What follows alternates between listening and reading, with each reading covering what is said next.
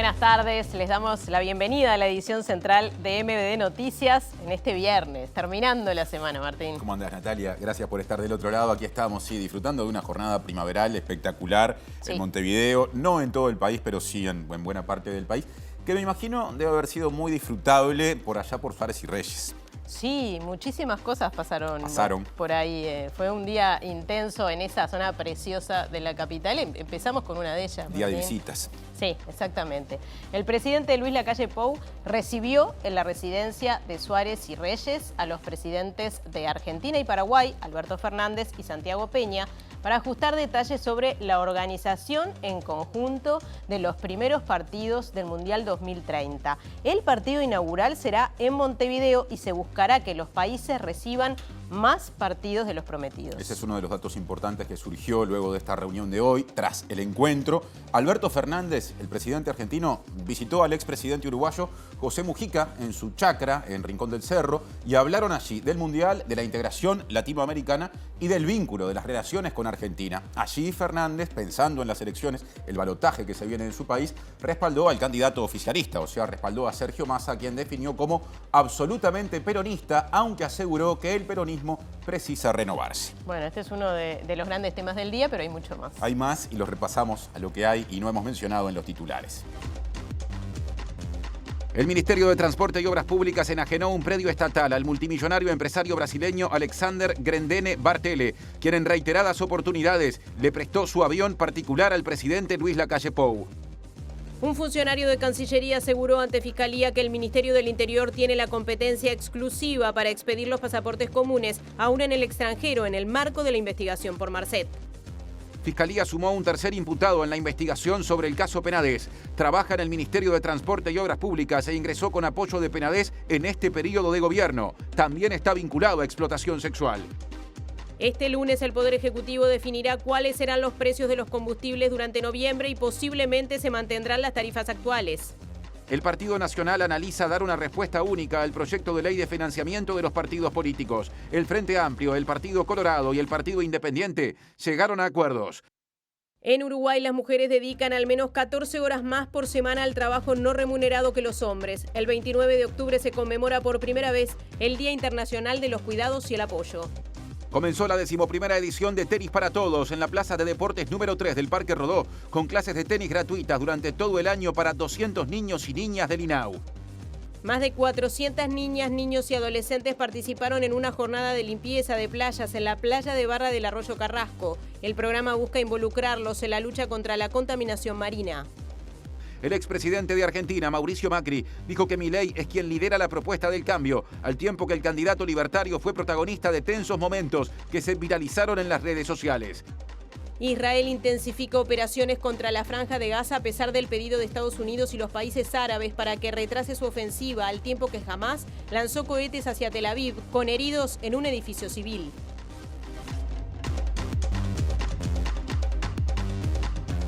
Estamos en TV Ciudad, esto incluye la emisión que pueden seguir en el dispositivo que tengan y donde estén por tvciudad.uy, también la emisión de YouTube y la transmisión o retransmisión de cada uno de nuestros encuentros informativos a través de Uniradio 107.7 FM en Montevideo y área metropolitana, radio de la Universidad de la República, que en la web se puede escuchar a través de uniradio.edu.uy. Hay móviles de arranque, como siempre, empieza a pasar lista Natalia.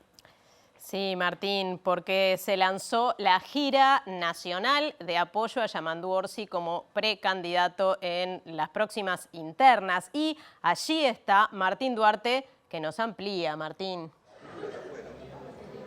Natalia, Martín, buen viernes para ustedes. Estamos aquí en el Teatro Galpón, específicamente subiendo estas escaleras de atrás.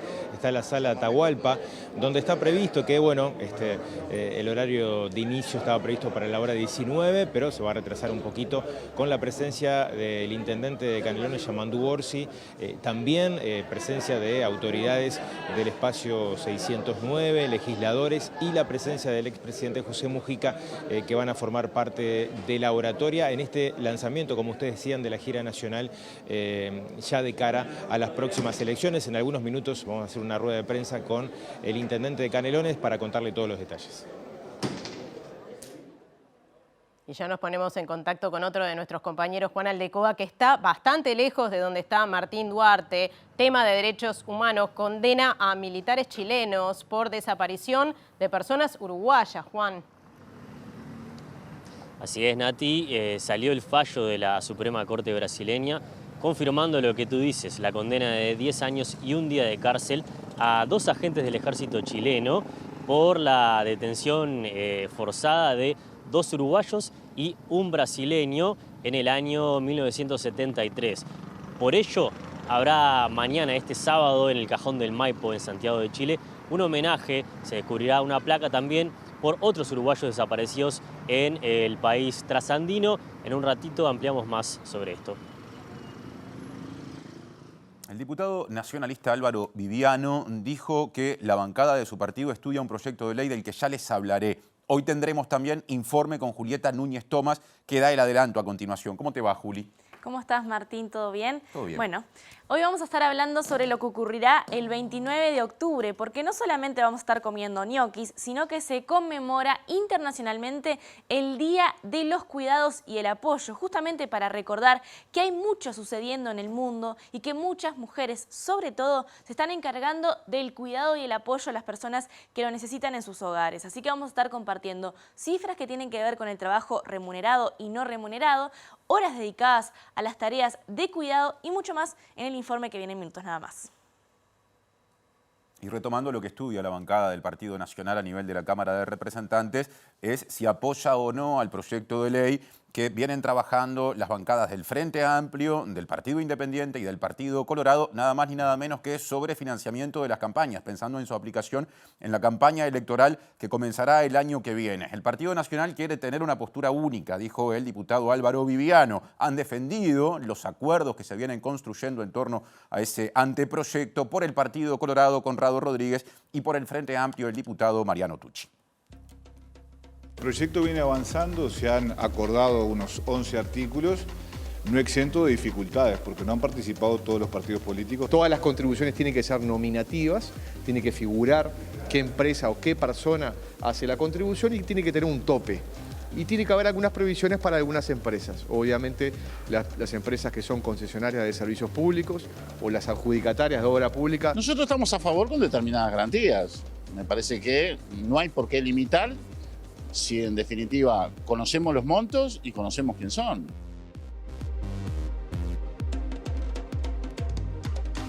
Bien, empezamos el desarrollo de la información con nuestro tema de portada. Como les decíamos, el presidente Luis Lacalle Pou recibió en la residencia de Suárez y Reyes al presidente paraguayo Santiago Peña y a su par argentino Alberto Fernández para avanzar en los detalles de este Mundial 2030. Y tras ese encuentro oficial, Alberto Fernández visitó al expresidente José Mujica en su chacra de Rincón del Cerro y en una rueda de prensa dijo que efectivamente es un hecho que habrá partidos oficiales de la Copa del Mundo 2030 en esta región.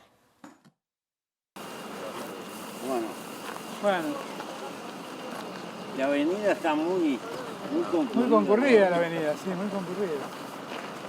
El presidente argentino y Mujica dieron una breve rueda de prensa conjunta en la puerta de la chacra. Hasta de fútbol hablamos. Hasta de fútbol. Y hablando de fútbol, hoy se reunió con el presidente Lacalle Pou. ¿Qué avances hubo? Bueno, el presidente lo que planteó fue una reunión de los 3 presidentes que vamos de algún modo coparticipar de estos partidos inaugurales de la Copa del Mundo del 2030 y para ponernos a trabajar juntos a ver cómo lo podemos hacer. Son partidos del Mundial, ¿estamos de acuerdo? No hay nada que dudar. No, son partidos del Mundial, sí, definitivamente. Definitivamente, sí. ¿Este fue el único tema o pudieron hablar algo, por ejemplo, de la integración del Mercosur? Bueno, el fútbol nos integra mucho, con lo cual con Pepe que siempre hablamos mucho de integración. No, pero con Mercosur también los desintegra un poco. Con Pepe que siempre nos... Y tenemos un director técnico argentino, que es todo un personaje. Gran técnico. Fernández. Tras la rueda de prensa, Fernández emprendió el retorno a Argentina.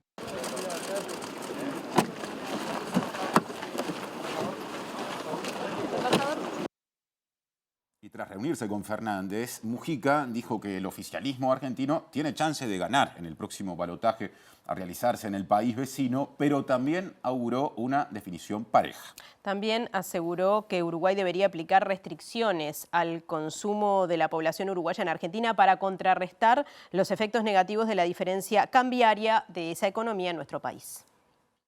Si yo fuera presidente, íbamos a tener problemas para viajar de Argentina, porque nos vamos hasta cortar el pelo a la Argentina. Vamos a quedar pelados si seguimos así. ¿Y qué medidas se le ocurre que podría tomarse? Y son medidas defensivas, tenemos que cuidar el mercado interno, porque el comercio, las pocas industrias que trabajan para el mercado interno, todas están sintiendo eso. Por ejemplo. Y sobre todo el litoral. 0 kilos, por ejemplo. Sí, medidas de ese tipo. Pero es difícil porque el interés de la gente lo entiendo perfectamente. ¿Lo notó preocupado a Fernández más que nada por lo que pueda pasar después de este balotaje entre Massa y Milei? Creo que estos muchachos piensan que van a ganar. Pero cuando se está en proceso electoral hay que ser optimista, ¿no? ¿Y usted cómo la ve? Y yo la veo que va a estar ahí media peleada. Y Matías Lamens, que es el ministro de Deportes y Turismo argentino, confirmó que el primer partido del Mundial 2030 será en Montevideo. Y también añadió que se buscará que se jueguen en Uruguay, Argentina y Paraguay más partidos que los inicialmente previstos. A fines de octubre, las diferentes 3 federaciones tienen que presentarse a la FIFA con una nota que realmente aceptan la candidatura del 2030. En el mes de noviembre se esperan que vengan cuáles van a ser las exigencias para estos partidos. Es nuestra intención y también del presidente Domínguez de Conmebol trabajar para que haya más partidos. El secretario nacional de Deportes, Sebastián Bauzá, confirmó que el gobierno de los 3 países encargaron una consultoría para conocer los efectos de organizar un mundial. También confirmaron que es intención que el primer partido del evento futbolístico se juegue en el Estadio Centenario. Siempre que organicemos este mundial, tenemos que pensar que tiene que ser sustentable, tenemos que organizar estadios verdes, como lo denomina FIFA, y dejar de alguna manera que sirva para tener una sociedad mejor. Lo más probable es que el primer partido se juegue en Uruguay, me parece que simbólicamente además es lo que corresponde. Esto es un reconocimiento al fútbol sudamericano, sin ninguna duda, a la historia del fútbol sudamericano, a lo que Sudamérica aportó a este deporte, pero simbólicamente es un reconocimiento a Uruguay que tuvo se disputó el primer mundial y que tuvo la primera final en el Centenario, así que seguramente la fiesta inaugural esté en Uruguay.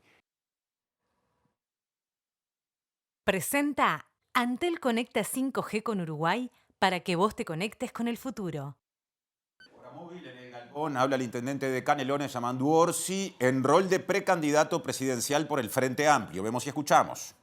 De hecho, para hacer campaña, ¿va a pedir licencia o renuncia? Yo pienso que en algún momento vamos a tener que renunciar, ¿no?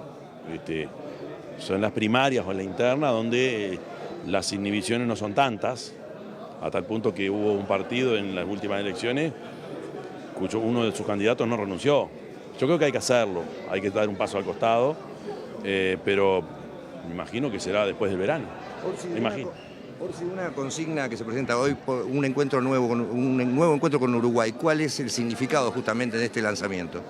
Es una definición del espacio 609 que como un organismo vivo no debe parar nunca de crecer. Es un concepto que lo aprendimos con los veteranos, no solo con Pepe, cuando inventaron aquello del espacio 609 con una mano tendida para afuera de las fronteras del frente. Con esa misma puntería se sigue navegando, con esa misma dirección, con ese mismo rumbo, este espacio, como otros, dentro del frente. ¿Qué significa puntualmente? Significa reconocer que el ciudadano cambia su parecer de una elección a otra, o incluso en un mismo ciclo electoral, resuelve votar una cosa en las elecciones nacionales, vota otra en las departamentales. El ciudadano en este país, más allá de que existen partidos muy consolidados, suele moverse con mucha libertad y a esa libertad es la que tenemos que apelar. Detrás de esos votos justamente va a ir por su precandidatura, más allá de lo que es el núcleo duro de la 609. Yo creo que todos los sectores del frente tienen que tratar de promover eso. Evidentemente acá, como te decía, hay una impronta que la marcan los veteranos, en primer lugar el Pepe, que es de jamás cerrar la puerta, porque, como dije hoy, la libertad del elector es un activo al que debemos acudir permanentemente. Sí, hay un énfasis en la gira nacional y que de hecho ha sido una autocrítica que ha hecho el Frente Amplio con respecto a otras elecciones, ¿no? ¿Cuál va a ser el hincapié y cómo se le va a llegar, en este caso, a la población del interior en esta gira, ¿no? Yo veo con las orejas muy abiertas. La gente tiene cosas para decir y tenés que estar, porque una cosa es mandar un correo, mandar unas líneas de acción o intercambiar comunicación, y otra cosa es estar con la gente. Y el estar es bastante más que el intercambio de conceptos. El estar tiene que ver con una noción de cercanía que quizá el Frente, o nosotros mismos, desde el Frente, no lo hemos podido saber utilizar en su real dimensión. ¿Qué escuchaba en esta primera salida, hablando de esa escucha, de esa oreja grande? Por fin vinieron, te dice. Creo que eso lo hice todo. Orsi, cuando el expresidente Tabaré Vázquez sale de la Intendencia para proclamarlo como precandidato a la presidencia, decide renunciar a ese subsidio que se le da a los jefes comunales. ¿Usted va a renunciar a ese subsidio cuando le toque salir de la Comuna Canaria? Veremos. Hay dos pulsiones, hay una pulsión ahí que debemos resolver bien. Lo bueno es transparentar de qué vive uno. Y lo bueno es transparentar cuáles son los recursos que hacen que tu vida y la vida de tu familia pueda seguir sosteniéndose. Entonces yo lo que sea va a tener que ser, y aspiro a que sea lo más transparente posible. No me gusta que el financiamiento de campaña entrevere estos temas.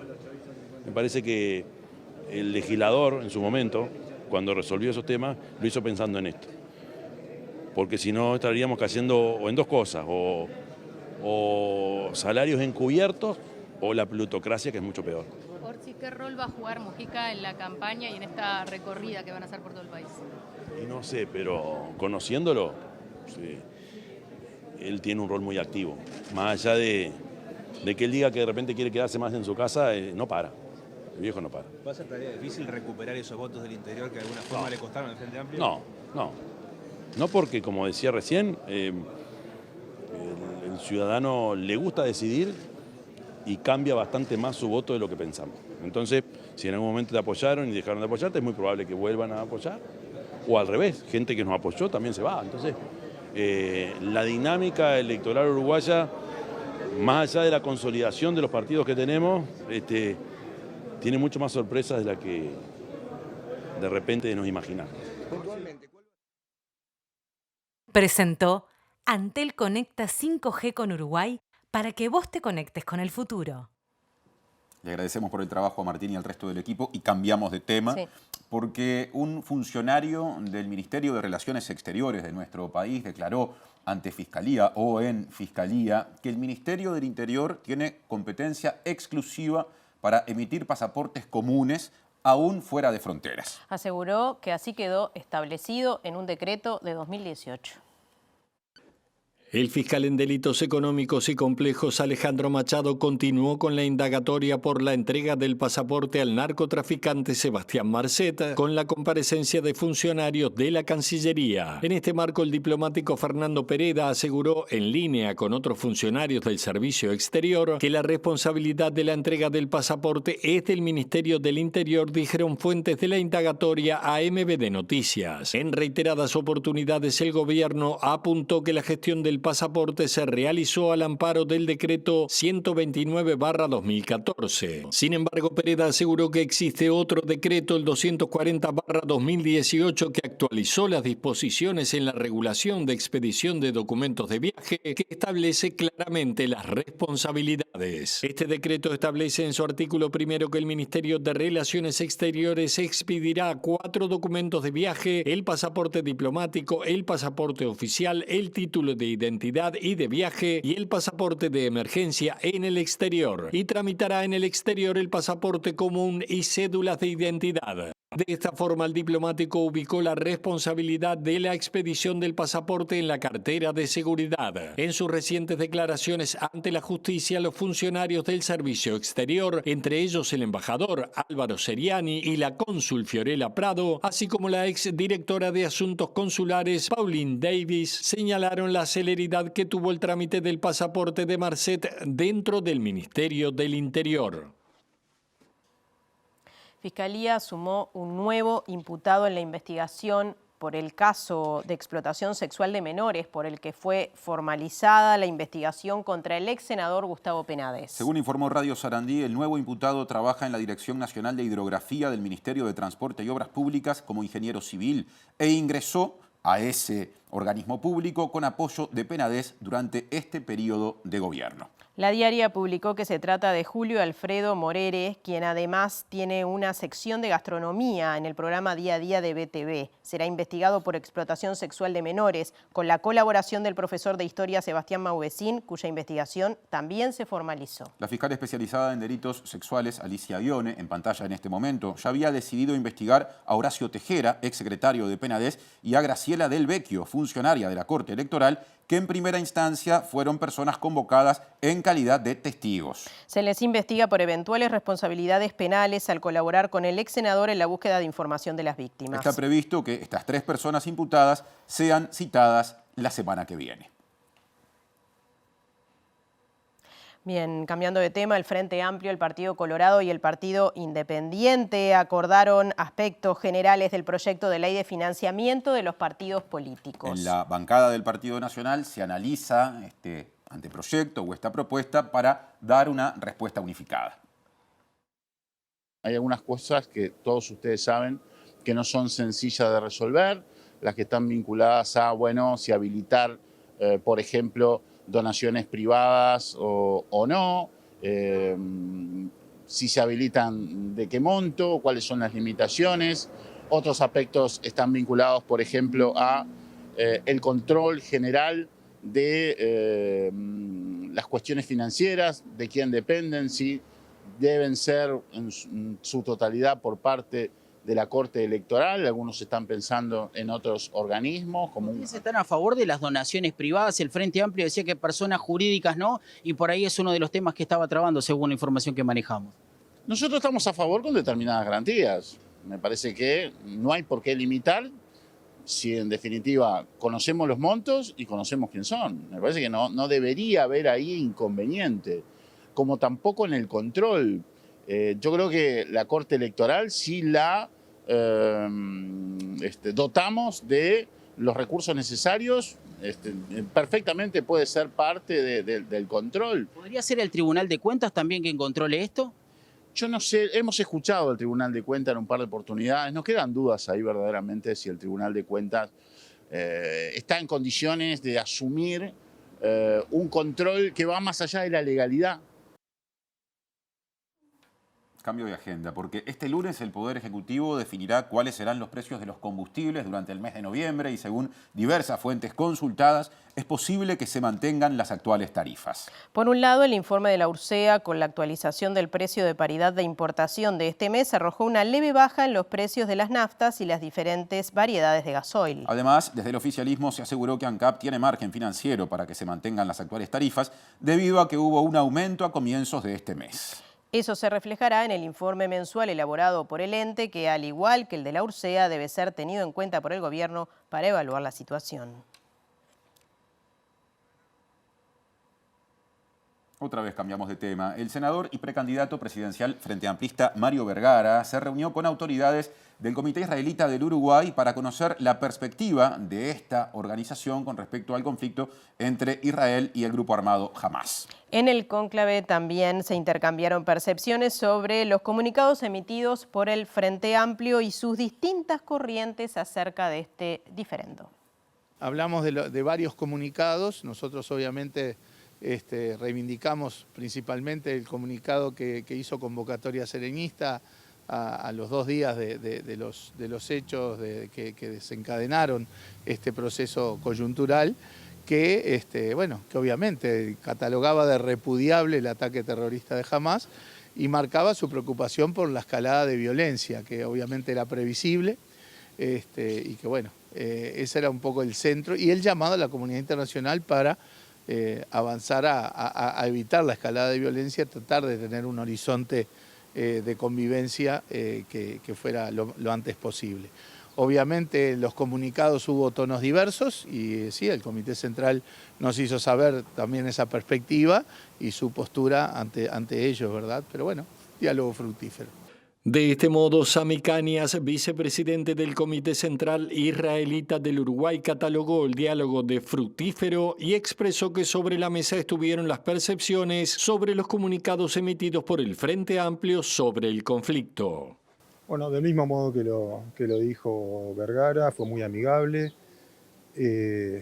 intercambiamos muchas ideas, intercambiamos nuestra percepción con respecto a los comunicados y bueno, está todo aclarado. Bien, salimos del estudio una vez más. Sí, porque está esperando Juan Aldecoa novedades vinculadas a los tiempos del terrorismo de Estado en la región con víctimas uruguayas. Adelante, Juan.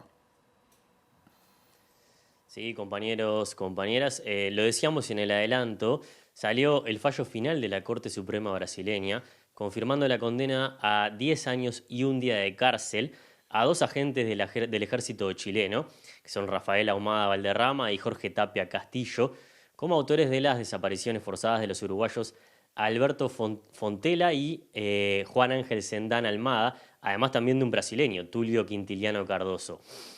Como excusa vinimos hasta la casa de Silvia Bellisi para charlar un ratito de un homenaje que se realizará mañana, este sábado, en el Cajón del Maipo, a 50 años de la desaparición de otros 3 uruguayos. Le damos la bienvenida a Silvia. Muchas gracias por estar en MD Noticias. Silvia, contanos acerca del homenaje que se realizará mañana en Chile.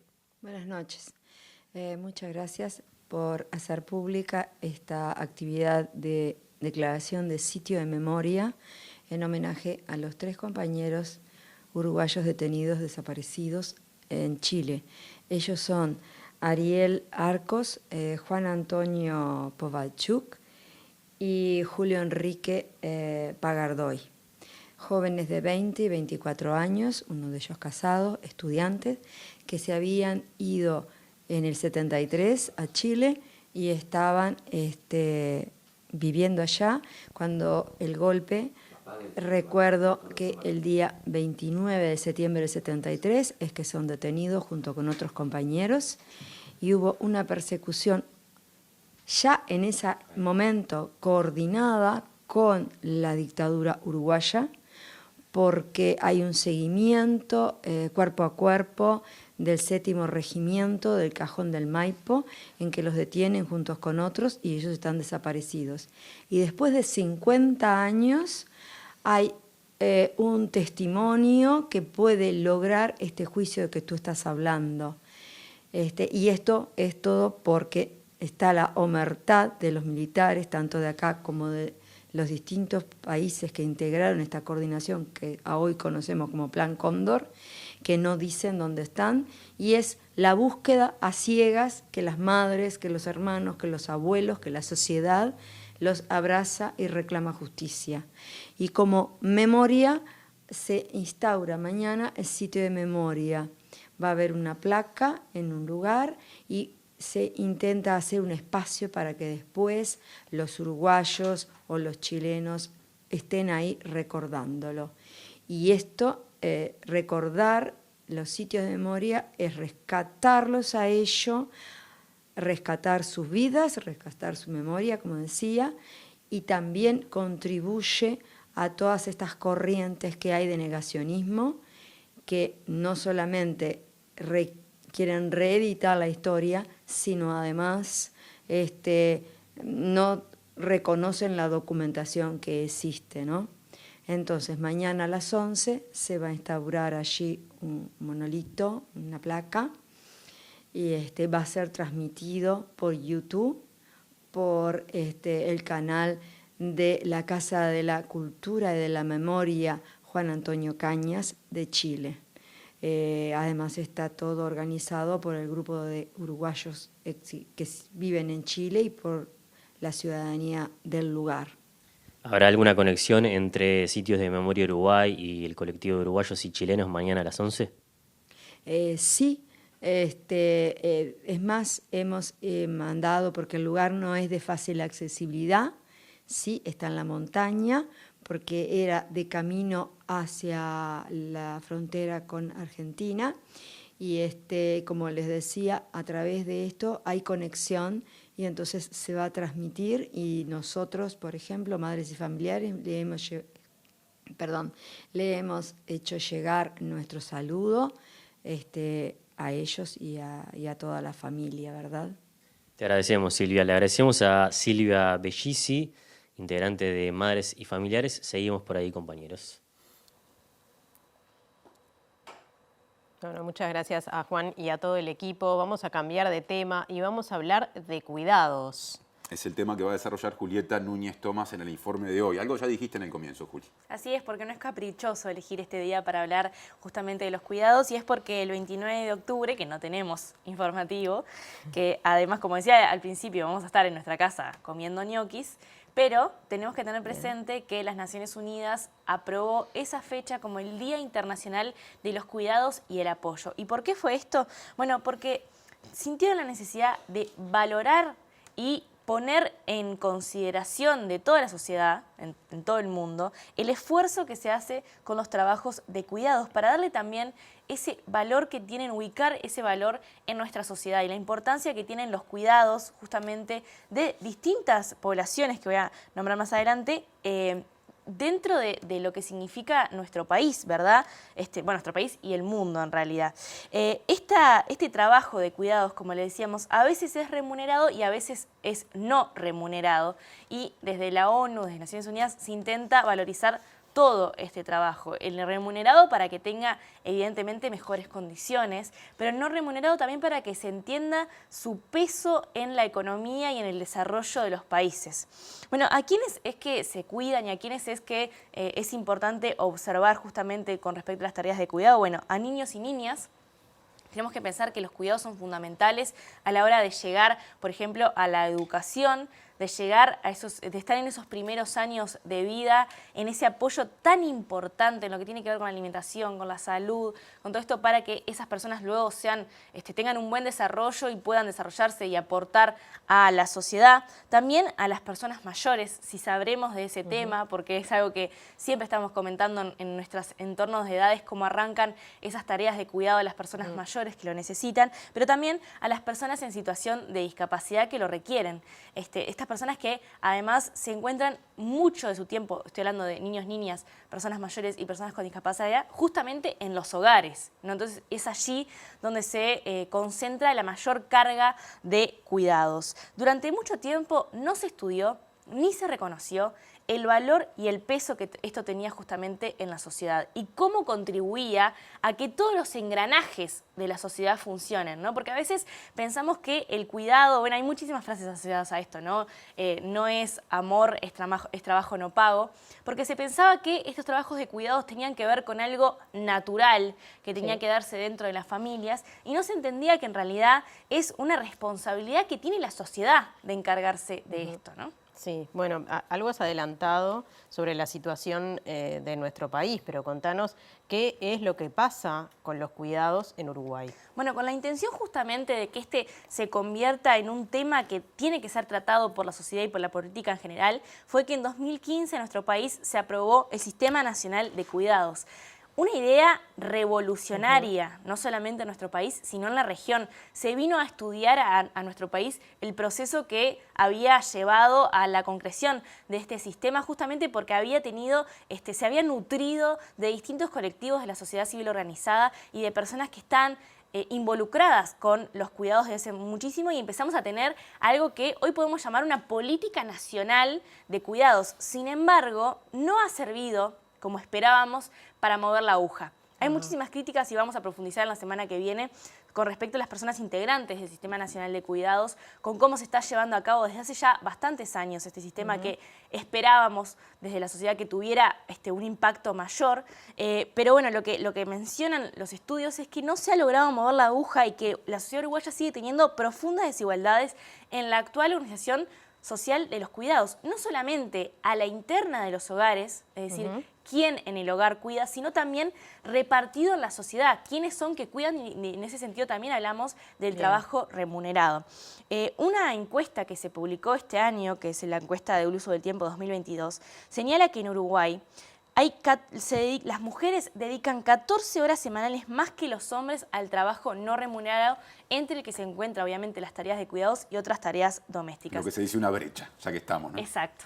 Y justamente sobre esa brecha vamos a compartir algunos números, algunas gráficas que son importantes para entender cuál es la dimensión de esa brecha, cuál es la magnitud de la desigualdad. Y vamos a pasar a ver justamente números de esta última encuesta del uso del tiempo que muestran claramente esa brecha. Estamos viendo en verde el trabajo remunerado, en azul el trabajo no remunerado. Miren la desigualdad entre mujeres y hombres. Estas son cifras del 2021 que se presentaron, como decíamos, en el 2022.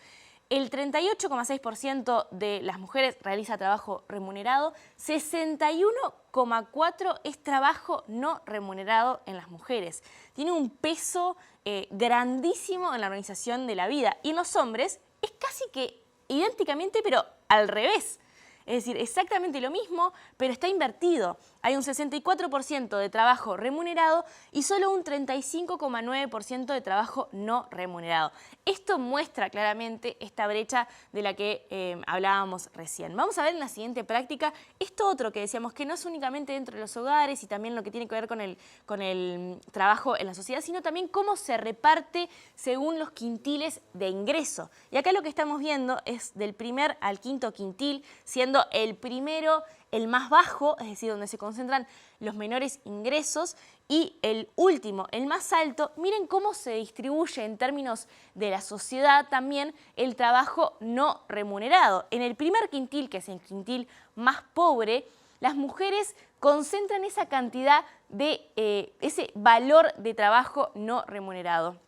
Miren la diferencia y miren también cómo a medida que vamos avanzando hacia el quintil de mayores ingresos, hacia el quintil más rico, baja la cantidad de involucramiento de las mujeres en el trabajo no remunerado y sube el de los hombres. Y estos son datos que no son tan nuevos, son de 2013, pero estuvimos hablando con la investigadora Soledad Salvador, que fue quien elaboró esta gráfica para actualizar estos números, y nos dijo que esta tendencia, más allá de los cambios que han habido en la sociedad, sigue igual. Es decir, el trabajo no remunerado de las mujeres se sigue concentrando mucho más en los quintiles más pobres, en los estratos económicos de menores ingresos. Así que esto evidentemente demuestra también que esa brecha de la que hablábamos se intensifica cuando hablamos también de desigualdades económicas. Y vamos a ver en el último punto, justamente como estamos hablando de cuidados, cómo se reparte la tasa de participación en el trabajo de cuidados de personas dependientes, lo que decíamos anteriormente, estamos viendo niños y cuidados de personas mayores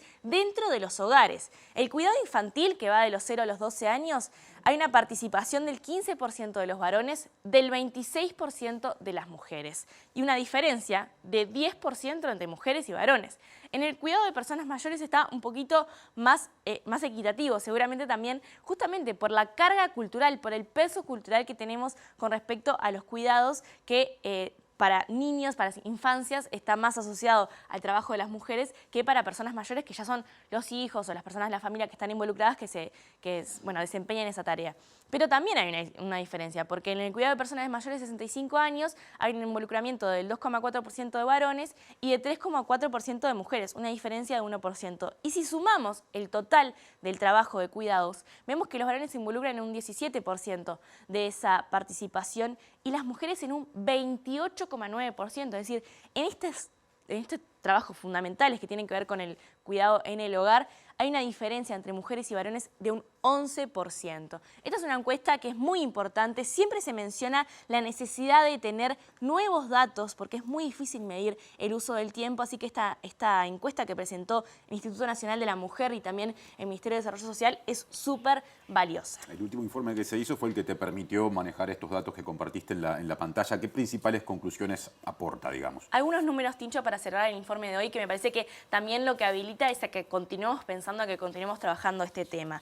La mitad del trabajo está por fuera del mercado. O sea, por ende, no está ni computado ni compatibilizado de ninguna manera formal. Es decir, no sabemos el peso que tiene, por ejemplo, en la economía porque se está caracterizado como por fuera del mercado. Además, 2,3% del trabajo no remunerado es realizado por mujeres, mientras solo 1/3 por varones.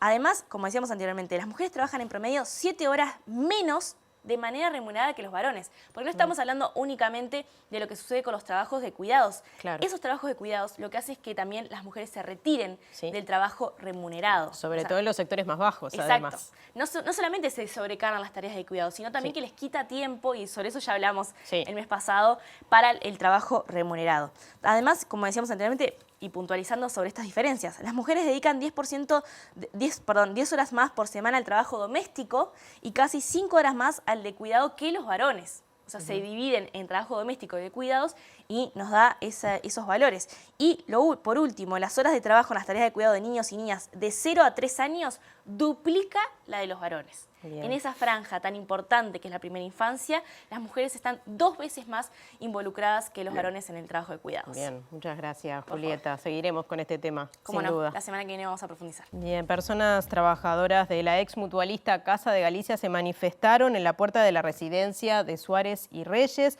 reclamando ser atendidos por el presidente Lacalle Pou. Luego de negociar a las puertas de Suárez y Reyes, consiguieron entregar a un secretario de Lacalle Pou una carta en la que cuestionan lo que definen como falta de voluntad política para buscar una alternativa o una solución a la situación por la que atraviesa.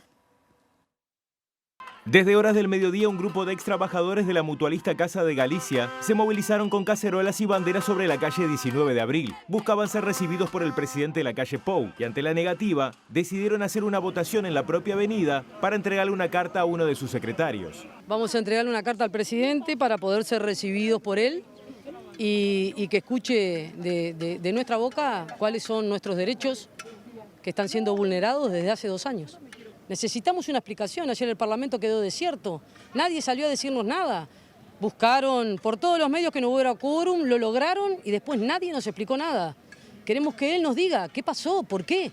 El señor comisario nos dijo que lo llamáramos a él, que él nos va a anunciar y alguien saldrá o ingresaremos, no sabemos, a dar la carta o a llevarlo. La misiva dirigida al presidente Lacalle Pou señala: nos dirigimos a usted con la intención de generar una instancia de diálogo donde podamos interiorizarnos de la postura que el gobierno ha tomado con respecto a la negativa de las posibles soluciones a nuestra problemática. Estamos atrás de nuestros derechos y que necesitamos una explicación, que necesitamos que él nos diga qué pasó ayer en la Cámara, por qué no tenemos ley, por qué los senadores la votaron y los diputados no. Necesitamos que por favor nos conteste a la brevedad, si fueras tan amable. Muchísimas gracias. Muy amable.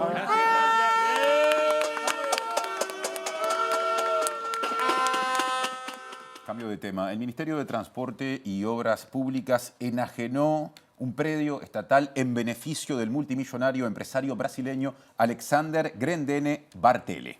El empresario tiene un vínculo con el presidente Luis Lacalle Pou, a quien le ha prestado su avión particular para hacer viajes personales y de Estado. Según el documento publicado por el periodista Eduardo Preve, la venta en favor del empresario brasileño corresponde a un predio de 7,5 hectáreas en Punta Ballena, sobre Ruta 10, y otro tramo con frente a la Ruta 93, por lo que se pagó $120.000 todo el terreno. El documento autoriza la enajenación a favor de Alexander Grendene Bartele, previo al pago del valor de la tasación del padrón número 31.896, ubicado en Maldonado, que pertenece al patrimonio del Estado. La tasación realizada por la Dirección Nacional de Topografía fue de 2.885 unidades reajustables, que representan poco más de $110.000 al cambio actual. Según inmobiliarias de la zona, el valor estimado del predio es de $750.000. El pasado 17 de octubre, FM Gente informó que Grendene estaba próximo a llegar a un acuerdo para comprar el predio, que es lindero a uno de su propiedad ubicado en el arroyo Arroyo El Potrero, donde quiso desarrollar una zona franca que no prosperó. El empresario expresó su interés de adquirir el predio en marzo de este año y en abril el padrón fue desafectado del dominio público. Grendene es un poderoso empresario brasileño fabricante de sandalias y propietario de la casa más grande de Punta del Este, ubicada en barrio Beverly Hills. El presidente Lacalle Pou utilizó en varias oportunidades su avión privado, entre ellos en su primer vuelo como jefe de Estado para reunirse con el expresidente brasileño Jair Bolsonaro.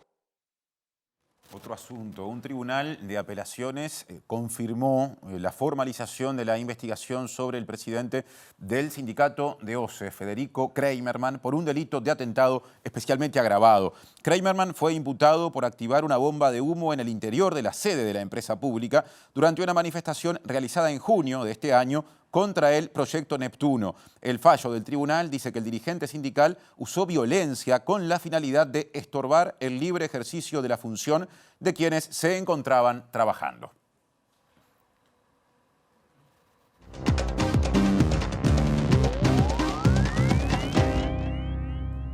Es viernes y Valeria lo sabe. Ahí está. Bienvenida Valeria Tanco a esta columna de cultura, de espectáculos, en fin. Hoy, vínculos intergeneracionales a través del cine y del teatro. Exactamente. Bien. Vamos a por ello, vamos con nuestro primer encuentro con esto de lo intergeneracional. El retrato de mi padre es el segundo largometraje de Juan Ignacio Fernández Jope. El primero fue Las flores de mi familia. En esto que se puede llamar autodocumental, como la autoficción, ¿no? Él se pone como sujeto de su propio documental. Y en este caso, el retrato de mi padre, lo que hace Fernández Jope en esta película es buscar y tratar de encontrar las razones de la muerte de su padre. Su padre muere cuando él era un niño y no hay, digamos, no hay nada que diga qué fue lo que pasó. No fue una muerte violenta, fue encontrado en una playa en Salinas, pero Fernández Jope tiene como la sensación de que podría haber sido un suicidio en realidad. Su padre podría haberse quitado la vida. Entonces él en realidad empieza a indagar sobre esa figura de su padre que no tuvo desde muy chico, a través de conversaciones con su mamá, primero que nada, pero además también con otros miembros de la familia al lado de su padre también. Y bueno, y lo que pasa es que la mamá estuvo, más allá de que estaba separada del padre, a cargo de ese momento, ¿no? Del momento del fallecimiento y de haber ido hasta allí, y bueno, en fin. Entonces, es una búsqueda y un encuentro, y está todo esto de hablar de lo no dicho, ¿no? De lo que no se habla, ponerlo allí. Bien. Esa es la búsqueda. Esos secretos de familia quizás, o bueno, todo lo que surge cuando pasan ciertas cosas dentro de una familia que generalmente, como tú decís, cuesta hablar ciertas cosas. Ahí está. Él ya adulto, ¿no? Hace todo este camino y se encuentra también con algunas personas que estuvieron cerca geográficamente a su padre. Y entonces hay como todo un viaje muy interesante, muy profundo. Y además tiene una fotografía y una dirección de arte maravillosos también. Así que súper recomendada. Estamos viendo las imágenes justamente de este documental. Sí, está hace varias semanas en cartel, o sea que quedan de las últimas oportunidades de verla. Está en la IFO Cultural Alfabeta en este momento y en Cinemateca. Bien, muy bien. Y pasamos a la segunda historia que tenemos para esta primera parte. Nos vamos a las tablas. Vamos a las tablas, vamos a la Sapo. Bueno, recién veíamos a Julieta haciendo este informe porque el domingo, el 29 de octubre, es la primera edición del Día Internacional de los Cuidados y el Apoyo. Y entonces esta obra teatral tiene un poco que ver con eso, con ese universo del cuidado, en este caso de los adultos mayores. En realidad parte de la historia de una nieta y una abuela. Ella convive con esa abuela, pero en realidad esta parte de la historia es cuando la abuela fallece. No estoy spoileando nada con esto. Están en un patio, en un lugar con tierra, y desde ese lugar empiezan a desenterrar recuerdos, ¿no? La abuela empieza a hablar. La abuela tuvo una vida muy dolorosa de la que no le contó a nadie. Bien. Entonces también acá está eso, ¿no? De los secretos, de lo no dicho, y de cómo esa abuela empieza a volverse viva a través de eso, a través de contar su historia y a través de ser escuchada, en este caso por su nieta. Claro, mucho hay atrás de eso, obviamente, ¿no? Sí. Eso de los vínculos intergeneracionales, el tema de escuchar a los adultos, a las personas mayores, ¿no? El tema de la importancia que tienen para todos, para las otras generaciones, ¿no? Totalmente. Y cómo también te cambia, cómo la ves, ¿no? Cuando lo empezás a escuchar también, ¿no? Cómo te cambia el vínculo y te cambia todo, y te cambia lo que pensás de lo demás. Las protagonistas son Emilia Díaz, como la abuela, y Sofía Rivero. Y esta obra fue escrita y dirigida por el argentino Ignacio Tamaño. Y en realidad también parte de una historia, de un momento autobiográfico, ¿no? Él estuvo cuidando a su abuela. Bien. Y bueno, lo transformó en una relación entre una abuela y una nieta. Y si te parece bien, terminamos esta... Bueno, voy a decir cuándo está esta obra. Bien. Esta obra está todos los miércoles de noviembre en el Teatro Alianza. Bien, una gran actuación de Emilia Díaz. Impresionante, de ambas. Es De impresionante, ambas. es impresionante. Generan un vínculo allí, es impresionante. Y bueno, y se ve allí, ¿no? Lo que sucede con la tierra, con no sé... Y es muy poética también esta obra, el texto es muy poético. Y si te parece bien, cerramos esta primera parte con Emilia Díaz hablando de la sapo. Vamos a ver qué nos dice. La historia de la sapo cuenta la historia de una abuela que tragó muchos sapos, que guardó mucha información, que no expresó el dolor que le provocaba la vida en algún momento. Anda a saber por qué razón. Y si quieres saberlo, te invito a ver la sapo. Entonces su nieta la invita a expresar sus dolores, y en esa relación entre nieta y abuela van reconstruyendo de alguna manera la memoria, la historia familiar. Es una historia de amor a dos voces, un canto de amor entre abuela y nieta a dos voces.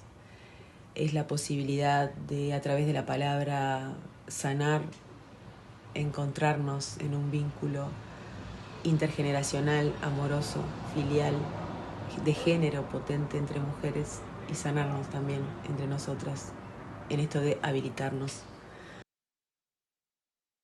Y ahora seguimos con otros asuntos. Les contamos que la Suprema Corte de Justicia rechazó un nuevo recurso presentado por Fabián, conocido como Pepín Rodríguez Simón, que fue asesor legal del expresidente argentino Mauricio Macri y que está en Uruguay prófugo de la justicia de su país. El rechazo al recurso hace factible la extradición a Argentina y, según declaró Macri en Radio Mitre, ahora deberá responder ante la justicia.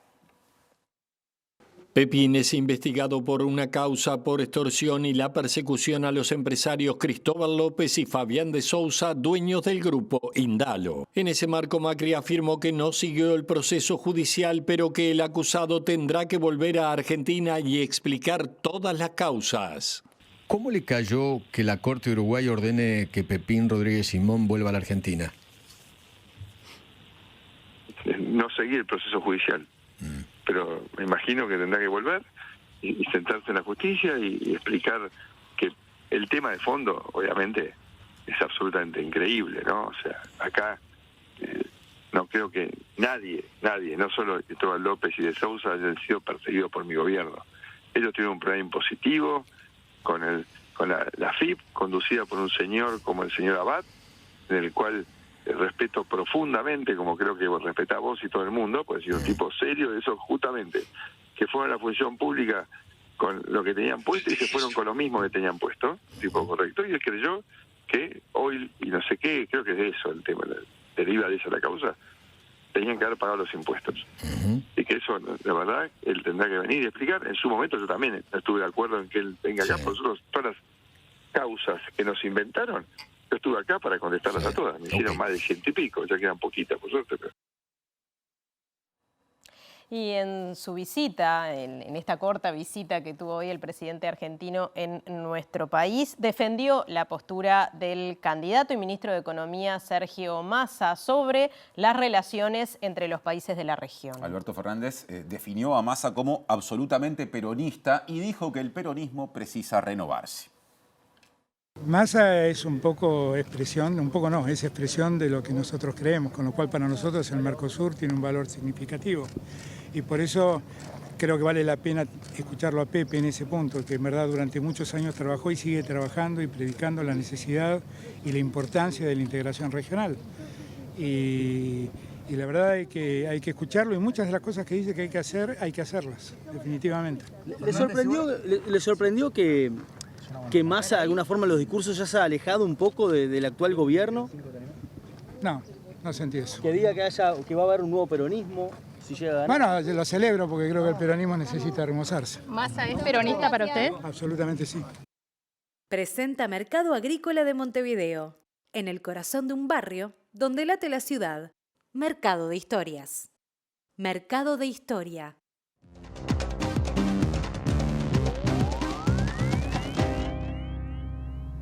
¿Qué tal? Buenas noches. Seguimos hablando de la República Argentina porque siguen pasando cosas de cara al balotaje del 19 de noviembre. Mauricio Macri rompió el silencio y descartó que la ruptura de Juntos por el Cambio haya sido el motivo, o mejor dicho, que la alianza entre Milei y Patricia Bullrich haya sido el motivo, y dijo que el Juntos por el Cambio que él creó sigue vivo. Por otra parte, dijo que apostó a Milei porque entiende que es la única oportunidad de cambio que tiene la República Argentina. El candidato libertario volvió a ser protagonista en la televisión en la jornada de ayer en el canal A24, donde pidió silencio porque si no, no se iba a entender lo que pretendía decir. ¿Podemos pedir que termine el murmullo detrás de cámara? Bueno, chicos. Porque es muy difícil hablar con tanta gente hablando. Son temas muy delicados y veo que no cesan de hablar a pesar de mis cambios de tono para pedírselos de manera implícita. Chicos, por favor, hay un... Bueno. Convengamos que estamos con un nivel de bullicio no convencional para temas tan complejos como los que estamos tratando, y si yo le erro, a mí me destrozan públicamente y nadie va a decir que atrás había un murmullo que me estaba matando.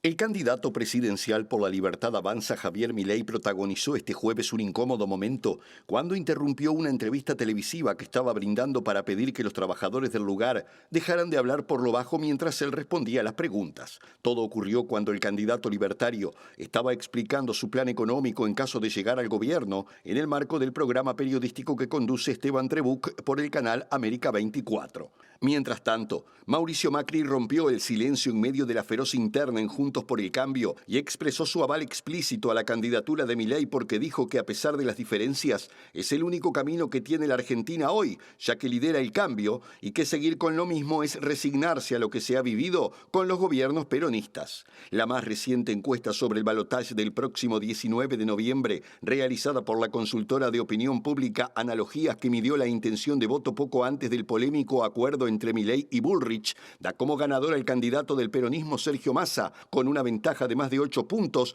registrando un apoyo del 42,4% frente al 34,3% del economista ultraliberal. La Asamblea General de la ONU aprobó por amplia mayoría una propuesta de Jordania para una tregua humanitaria en la Franja de Gaza.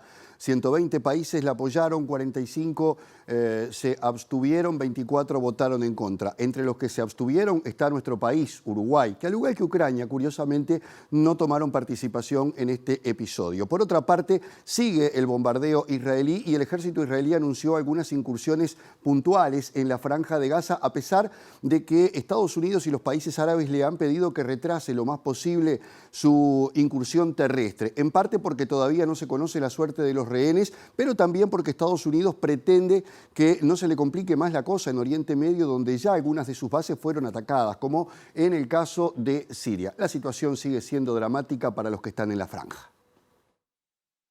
Israel intensificó este viernes los bombardeos contra Gaza, mientras amplía sus operaciones terrestres en el enclave, incursionando en el centro de la franja tras una serie de acciones similares en el norte en los últimos días, que según el ejército son breves y apuntan a objetivos específicos de Hamás. Aunque Estados Unidos y los países árabes instan al ejército israelí a retrasar su anunciada operación terrestre de gran envergadura para evitar un conflicto más amplio en la región, las tensiones se elevaron en Oriente Medio, luego que Estados Unidos bombardeara posiciones vinculadas a Irán en Siria y 2 proyectiles alcanzaran 2 localidades del Mar Rojo cerca de la frontera con Israel. Según información de la Agencia de Naciones Unidas para los Refugiados en Oriente Medio en su cuenta de X, Gaza se enfrenta a un apagón total de comunicaciones y al colapso de Internet a medida que se intensifica la ofensiva terrestre y aérea, y el organismo reiteró su preocupación sobre la escalada del conflicto, destacando la importancia de un alto al fuego para la protección de los civiles. Mientras tanto, al menos 3 personas resultaron heridas al impactar un cohete de largo alcance en un edificio de Tel Aviv este viernes, luego que el brazo militar de Hamás anunciara que había disparado contra la capital israelí en respuesta a la escalada militar que llevan adelante las fuerzas de defensa de Israel. La Asamblea General de Naciones Unidas aprobó hoy por abrumadora mayoría un proyecto de resolución presentado por Jordania que llama a una tregua humanitaria inmediata, duradera y sostenible en la Franja de Gaza, que llevaría a un cese de hostilidades, donde 120 delegaciones votaron a favor, 14 en contra y 45 se abstuvieron, entre ellas la de Uruguay. Presentó Mercado Agrícola de Montevideo, en el corazón de un barrio donde late la ciudad. Mercado de Historias. Mercado de Historia. Poquito de deporte sobre el cierre, porque en la Plaza de Deportes número 3 del Parque Rodó empezó la edición número 11 de Tenis para Todos. Se trata de un programa que incluye clases de tenis gratuitas todos los días para 200 niñas y niños de INAU.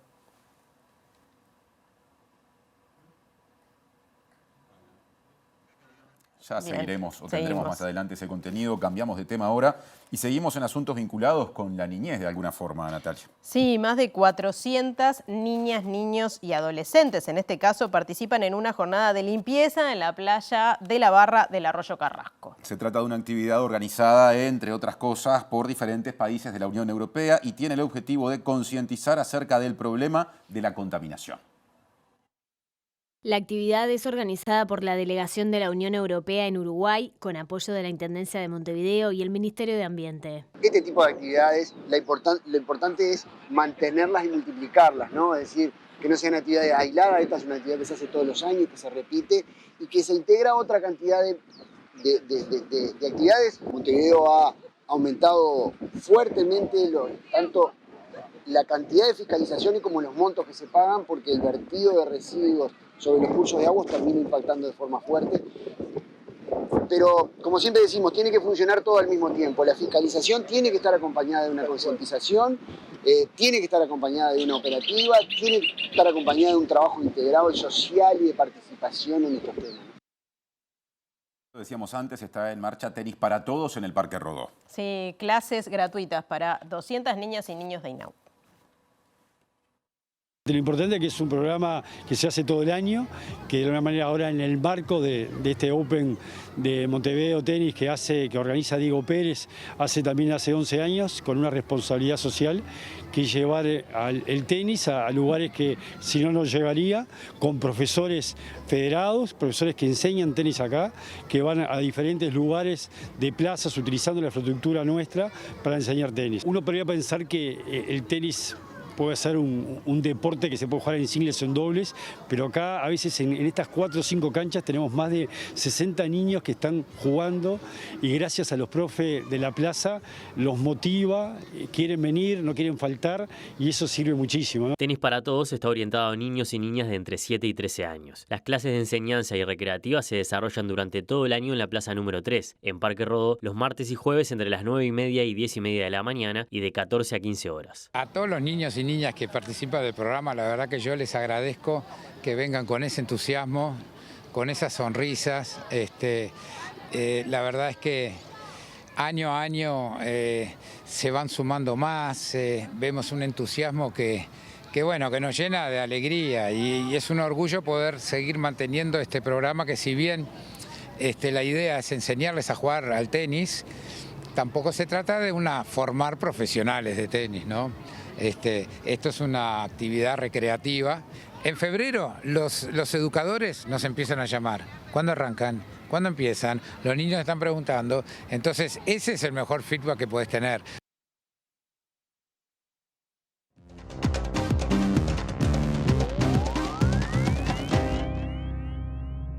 Del deporte al teatro nuevamente, Valeria. Nos vamos para el teatro de nuevo.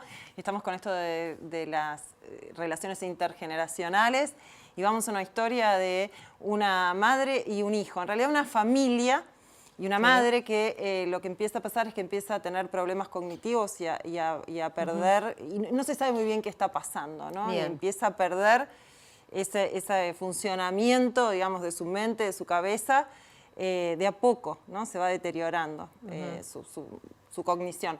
Y entonces, bueno, es la historia de esta familia enfrentando esta situación vista desde el punto de vista de un hijo.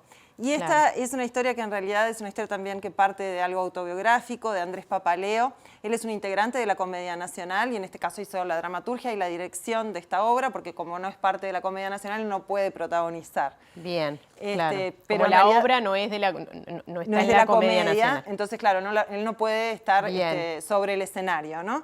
Esta obra ganó el Florencio a Mejor Texto de Autor Nacional en 2022 y va haciendo como pequeñas temporadas, ¿no? Y estamos en una de ellas y yo se las recontra recomiendo porque Hay un león afuera tiene también esto de estar vivo, ¿no? de empezar a interpelarnos por diferentes lugares y de sensibilizarnos con estas historias que probablemente nos refieran a algo que nos pasó, porque son las historias de todos siempre, ¿no? Al final.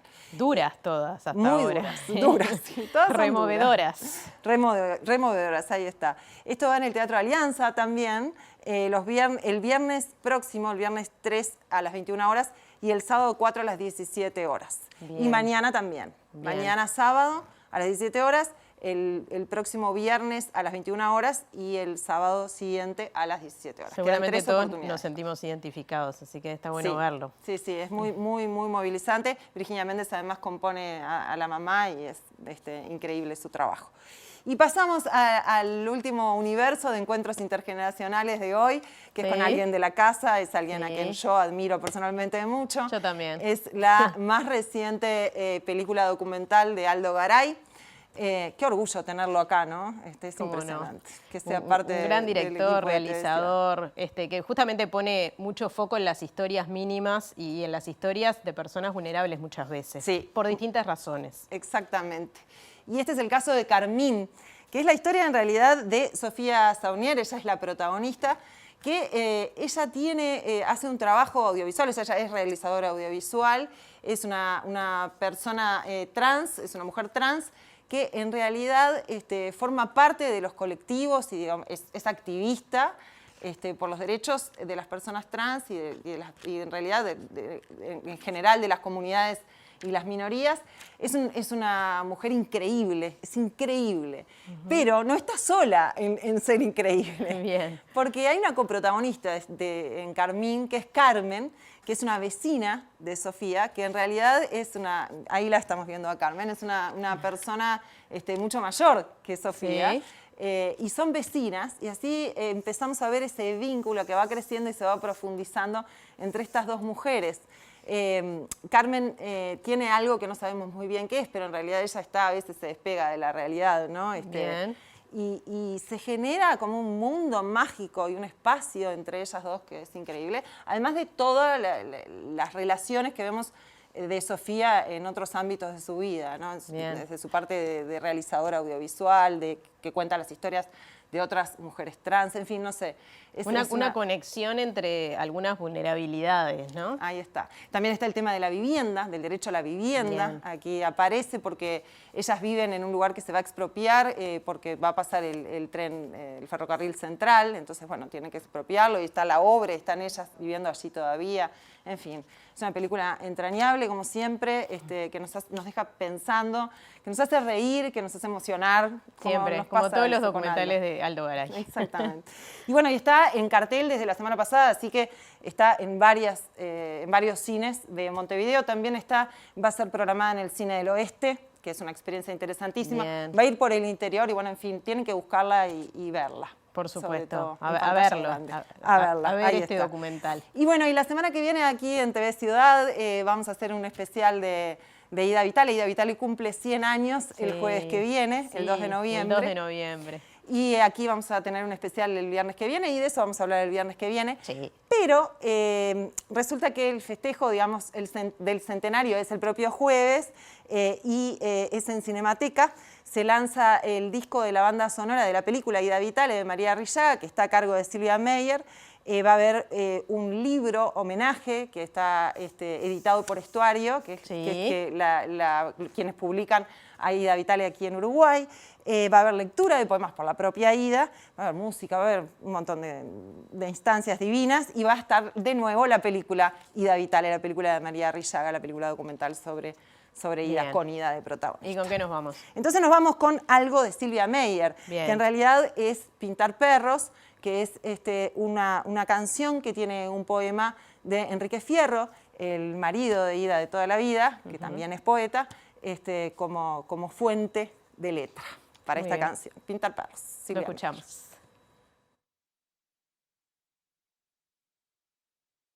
Pintar perros,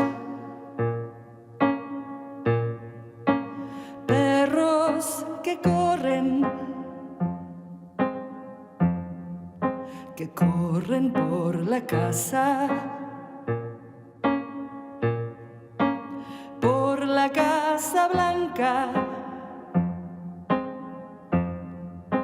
blanca y no es más que una noche y perros, noche de perros que corren por la casa.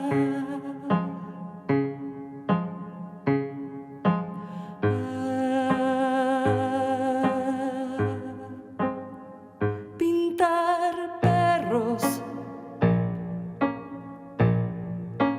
perros que corren.